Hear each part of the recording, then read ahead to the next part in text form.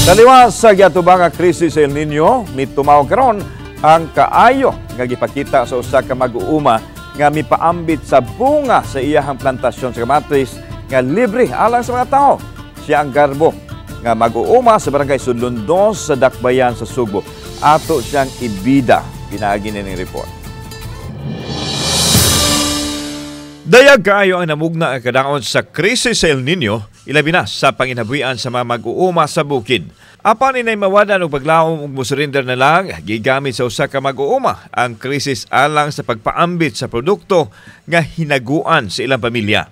Among nahunahunaan sa among pamilya nga among i-share, among ipanghatag para makabenepisyo pa ang uban. Kay kung amo ni siyang ipugos gyud og market, paliton na lang sad siya og pertiging bratuha kay gagmay man kaayo. Kini ako nahimutangan karon kabahin lang ni sa muupat ka hektaryang tomato plantation diri sa Sudlon 2 sa Cebu City. Din gihatag for free alang sa kadtong mga kinonsumo. So apil ta sa mobil sa kining ilahang libreng panghatag sa kamatis, no? Katarungan sa tag-iyan ini mas maayong mas mapuslan sa ubang mga katawhan nga kinahanglan kaysa ilang palaton sa ilahang umahan nga nagpakita lang ni mga kapuso sa hashtag spread kindness.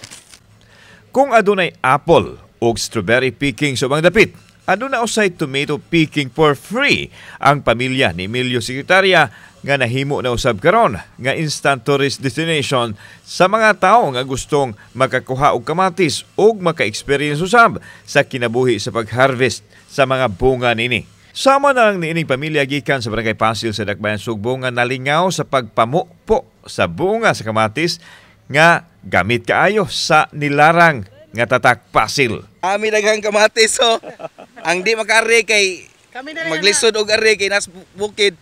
Pwede ra mo mangayo na mo. Pasalamat amin lang yung pasalamat sa tagiya. Salamat kay sa tagiya nga nang hatagan ni. Dako kay ning tabang sa mga silingan nga walay kapalit og kamatis. Mahal sa biya kamatis. Pick all you can alang sa mga tao. Apan siguraduhon lang nga pangkonsumo ug ipaambit usab ngadto sa ubang tao ug dili pang negosyo. Giangkon sa pamilya ni Emilio nga nigasto sila kapin sa 400,000 pesos ug nakaanilang og kapin sa 40,000 pesos apan inay mag-all. Giisip nila kining blessing kay napahimuslan man yod sa mga tao ug wa masayang ang ilang gihaguan sa pagtikad sa kamatisan. Nalipay sila, kami sad sa amoasan nga side, nalipay sad mi sad nga nakakita nila nga naka-experience sila og inana unya nakapanghatag sad mi. Katong mga dili na ninyo mabaligya sa market tungod kay kuan, i-share na to sa uban nga katong wala sila nang nanom.